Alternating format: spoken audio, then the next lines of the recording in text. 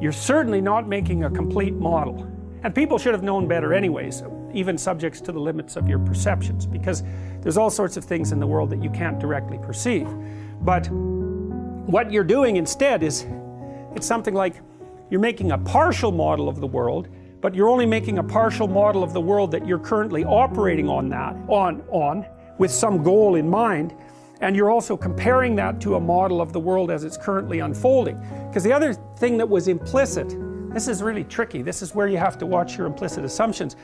The other thing that was implicit in the original cybernetic theory was that you have a model of the world that's complete, and then what you're watching is the actual world as it unfolds. And that's not a model, that's just your perception of the objects. But that also turns out to be wrong, because your perception of the world as it unfolds is also a model. And so what's happening is, you look at the world you see is a model, and a very partial model at that, and then you compare it to the model that you expect, or desire, more accurately, although the initial models were expectation.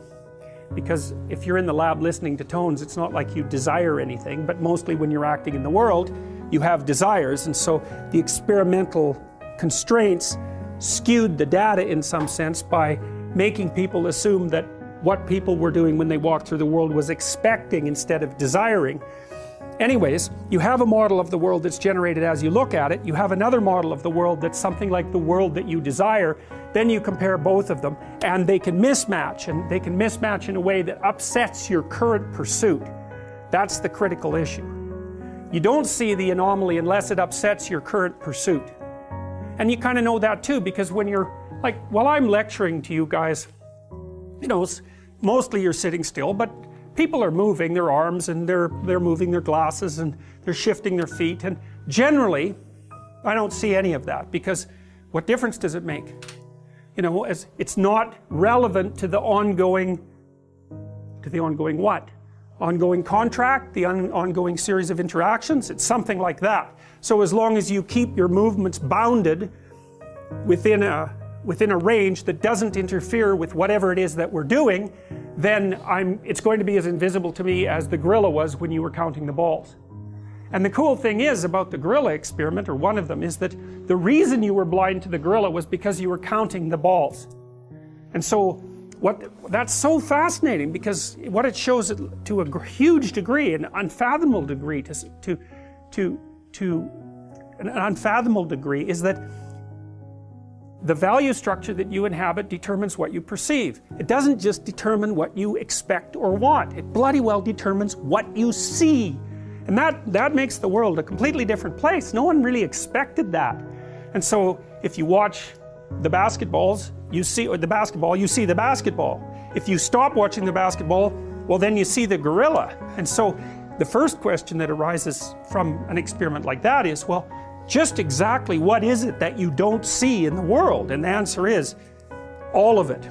You see so little, it's unbelievable. You see that tiny amount that's necessary for you to undertake the next sequence in your plotted movements, something like that. But then that becomes very complicated too, because it isn't obvious how you can conceptualize or how you can determine what your next movement is, because it's not like you just add up movements and make up your life. It's not that simple. Here's part of the issue. So let's say that you have a computer. Yeah, I have a story for this. So one time when I was in Montreal, I was using my computer.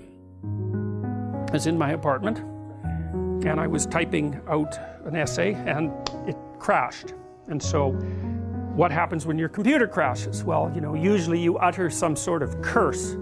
And it's interesting that you do that, because the circuit that you use to curse with is the same circuit that monkeys use to detect eagles or leopards or snakes.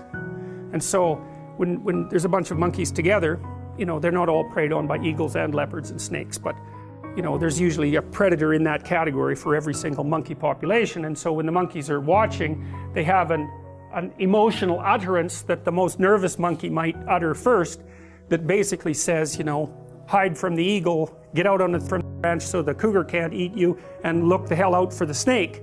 But there's a circuit that's linked to emotions that produces an instinctive utterance that represents that category. And that's the same circuit that you use when you curse.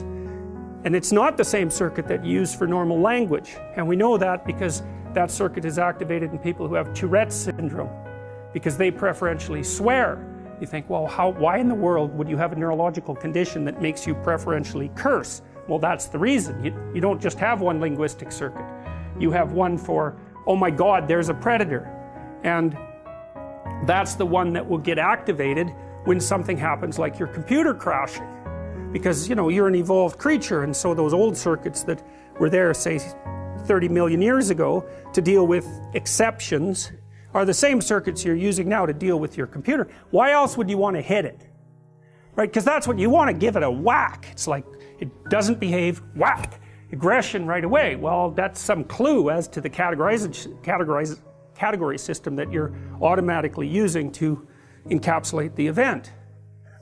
Okay, so fine, what do you do when your computer crashes? Well, first you curse, and then you do the stupid things that idiot primates do when they're trying to deal with something that's way too complex, and maybe you turn it on and off, right? And that doesn't work, it didn't work. And so then I thought, well, maybe the power bar went, so I checked the power bar, and I turned it on and off and nothing happened. And so I brought a light behind the computer and the light wouldn't go on. And so I thought, aha, I must have blown a fuse. So I went to the fuse box and took a look, but the fuses were fine. And so I thought, oh, the power's gone out. So then I went outside and the power was out. None of the street lights were working. The power was out everywhere. And it was seriously out because this was the time that almost the entire northeast power grid in Quebec collapsed. And the reason it collapsed is because there was a solar flare. That happens reasonably often, and the solar flare produced a huge electromagnetic pulse because it's basically like a million hydrogen bombs going off at the same time, 93 million miles away, produces this tremendous electromagnetic pulse, passes through the Earth's atmosphere, produces a spike in current in the main power lines and blows the whole system. And so, just so you know, an event like that happens about every 150 years, and if we had one now, it would take out all of our electronics, like one of the big ones. There was a big one back in the late 1800s. Everything, satellites, computers, cars, everything, gone. And so that's a big problem, and no one knows what to do about it. One missed us by about 9 minutes, I think 2 years ago. So that's something else to worry about if you're inclined to worry about those sorts of things. Okay, so what did I conclude from that? Well, the function of my computer was dependent on the stability of the sun. It's not the first thing you check out when your computer crashes, right? You don't run out and go, hey, well, yeah, the sun's still there, no problem, I can cross that off the list. But to me, it's an extraordinarily interesting example of the invisible interdependence of things, and our tendency to fragment things. What we seem to do is to look at things at the simplest level of analysis that actually functions. So, for example, when you're interacting with your computer, you're not interacting with your computer at all, really. You're interacting with the keyboard, sort of one key at a time, and you're interacting with the symbols on the screen. But as long as the computer is working, you don't care about it at all. You don't give it a second thought. And you certainly don't care about the fact that it's dependent on, well, the electrical power, for example, and the electrical power is dependent on, I don't know how many men are out there right now, or were out there last night when it was freezing rain, fixing power lines and freezing to death while they're doing it so that your stupid computer doesn't malfunction while you're watching cat videos. There's this incredibly dynamic living system that's social and economic and political that has to remain dead stable in order for us to have access to functional and pure non-fluctuating electricity 100% of the time. Because you also don't think, well, the stability of your computer is dependent on the stability of the political system, but of course it is, because if the political system mucks up and the economic system goes, then people don't go out and work to fix things, and things are breaking all the time. That's their normal state, is broken, not working. And that's all, in some sense, folded up, not only inside your computer, but actually inside your conceptions of your tiny conceptions of the computer while you're using it, and you only get a glimpse of what the computer is really like when it doesn't work.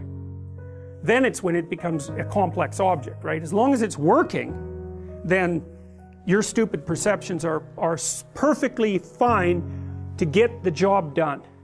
And that's another indication that what you're using your perceptions for is to get the job done. And how you specify exactly the level of resolution that you should be operating at, I haven't sorted that out, but it's something like you default